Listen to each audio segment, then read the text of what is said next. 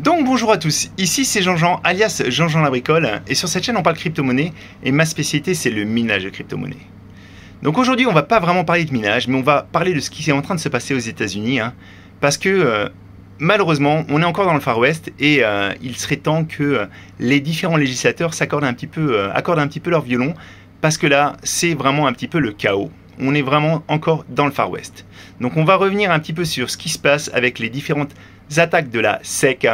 Mais avant de ça, on va commencer par faire un petit point sur ce que je suis en train de miner. Alors, au niveau de mon minage, donc il n'y a pas de grand changement. Je reste droit dans mes bottes et je mine toujours du Radiant, du Kaspa et du Raptorum. Donc aujourd'hui, tous les coins que je mine, bien sûr, je les conserve, je ne vends rien. Et je vous rappelle, si vous avez envie de regarder un petit peu la profitabilité à l'instant T, vous avez hred.no qui propose ça. Alors on a pas mal de coins qui sont très faiblement positifs ou qui sont à l'équilibre. Donc c'est pas l'idéal. J'aimerais bien que ça soit bien meilleur. Mais moi, j'accumule aujourd'hui et puis on verra demain ce que ça donne. Alors, effectivement, aujourd'hui, donc les cryptos sont dans le vert. On a l'impression qu'il ne s'est rien passé, mais en fait, il y a vraiment eu un gros effet de yo-yo. Et ça, c'est lié aux attaques de la SEC.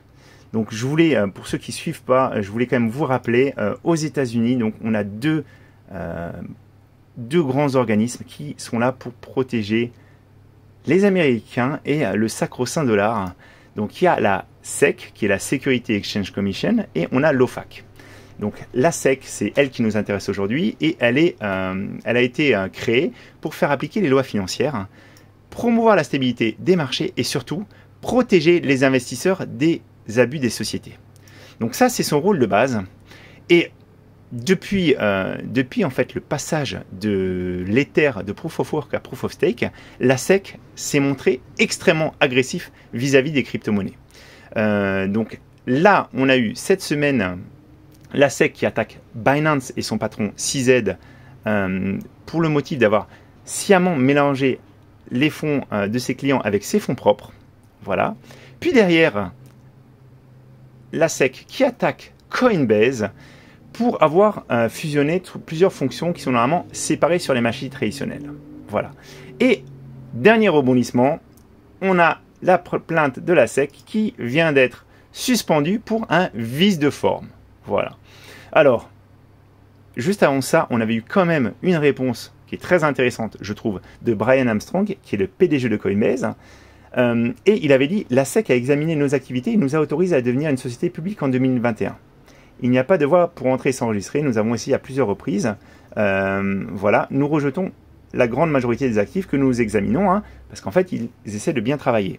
Voilà, la SEC fait des déclarations contradictoires, et ils ne sont même pas d'accord sur ce qu'est un titre et ce qu'est une marchandise.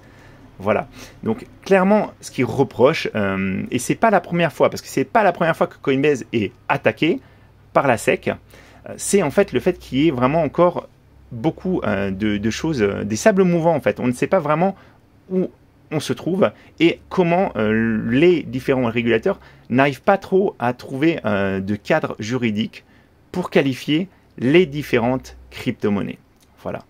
Alors, il faut savoir que Gary Spencer attaque très fortement la Binance et Coinbase, mais il s'est déjà fait recadrer. Il s'est déjà fait recadrer. Alors ça, c'était un article, vous voyez, du 19 avril. Il avait été entendu parce que clairement, les États-Unis veulent être à la pointe des crypto-monnaies et le fait qu'il y ait vraiment une politique très coercitive de la SEC vis-à-vis des différents acteurs, ça ne plaît pas à tout le monde, y compris dans le camp des régulateurs américains. Donc il avait été entendu par le Financial Services Committee. On lui avait reproché son attitude fuyante face aux différentes questions qui avaient été posées. Et vraiment, pour moi, clairement, le président de la SEC aujourd'hui, c'est lui qui pose problème plus que le service qui est derrière. Voilà.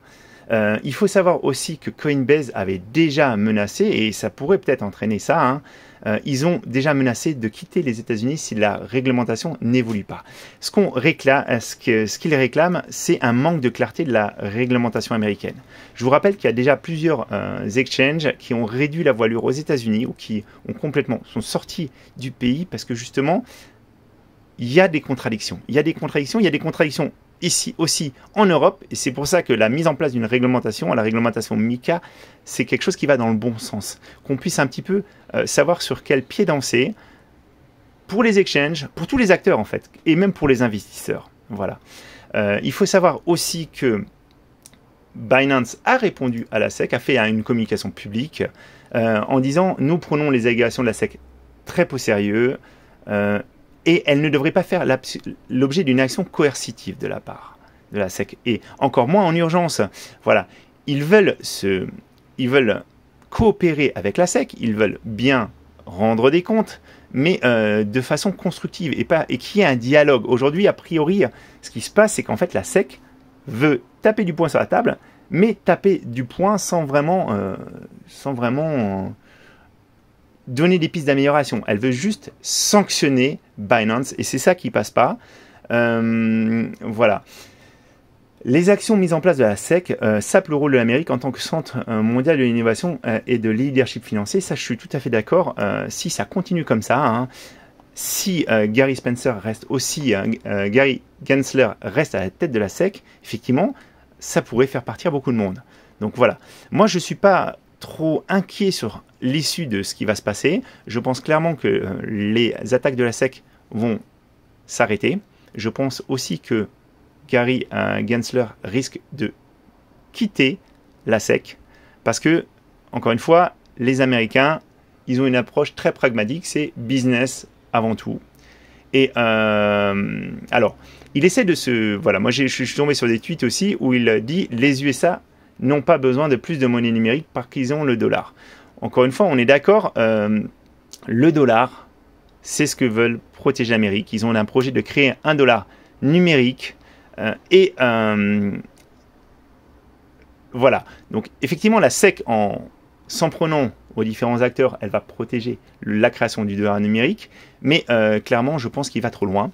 Donc je pense que c'est quelque chose qui malheureusement risque de perdurer un petit peu tant qu'il est à la tête de cette institution, mais je pense qu'au final le bon sens américain fait que on va passer au-delà et ça va s'arrêter. Il faut savoir que les candidats prennent très au sérieux les crypto-monnaies, même des candidats que j'apprécie pas forcément, voire même pas du tout, hein, comme le gouverneur de Floride, le républicain Ron DeSantis.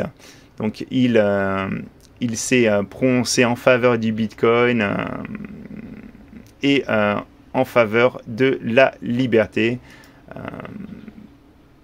dans les investissements de crypto. Voilà, bon, on verra ce que ça donne. Encore une fois, lui, a priori, bon, il surfe sur la vague aussi des crypto-monnaies. Moi, aujourd'hui, je scrute avec attention ce qui se passe. C'est aussi peut-être l'occasion pour vous d'acquérir des cryptos à bon marché, quand vraiment il y a encore une déclaration fracassante. Je pense que c'est vraiment la SEC aboie. La SEC essaye de mordre, mais je ne pense pas qu'on ira jusqu'au bout et que Binance ou Coinbase vraiment seront fermés. Il faut savoir aussi qu'il y a beaucoup maintenant, en laissant Coinbase s'installer aux États-Unis, être listé au Nasdaq, il y a beaucoup d'intérêt, beaucoup de lobbying qui va se faire. Voilà. Par contre, effectivement, à court terme, c'est contraignant, ça fait des effets yo-yo. Moi, de toute façon, je ne suis pas un trader très actif. Je ne vais pas, et je vous incite à la prudence aussi par rapport à ça. C'est des dossiers qui peuvent durer des années et des années. Je suis un peu interloqué que le marché réagisse si fortement par rapport à ce genre de choses. On se doutait que la SEC allait attaquer Binance. On se doutait que la SEC n'en avait pas fini avec les différentes plateformes de crypto. Ce qui est dommage, c'est ce côté coercitif, ce côté sans répit, alors qu'à côté de ça, il y a des exchanges scammeux qui peuvent se mettre en place, qui peuvent réussir à voler des gens. Pourquoi ils ne se focalisent pas sur ça en priorité, au lieu vraiment d'essayer d'étouffer le marché? Voilà. Bon, ça fait des heureux, ça fait des perdants, c'est toujours comme ça dans les cryptos. Il est important de se tenir informé, il est important de prendre du recul aussi. Moi, je vous avais déjà fait une vidéo pour vous parler du rôle de la SEC et de l'OFAC, et comme quoi aujourd'hui, ce sont vraiment les gendarmes du monde. avec leurs sanctions, ils peuvent aller très très loin pour soi-disant protéger l'Amérique. Voilà. Et aussi pour essayer de rester le gendarme du monde. Voilà. Donc je vous dis à très bientôt. J'espère que cette vidéo vous a intéressé, que vous avez appris des choses. Et puis la suite au prochain épisode.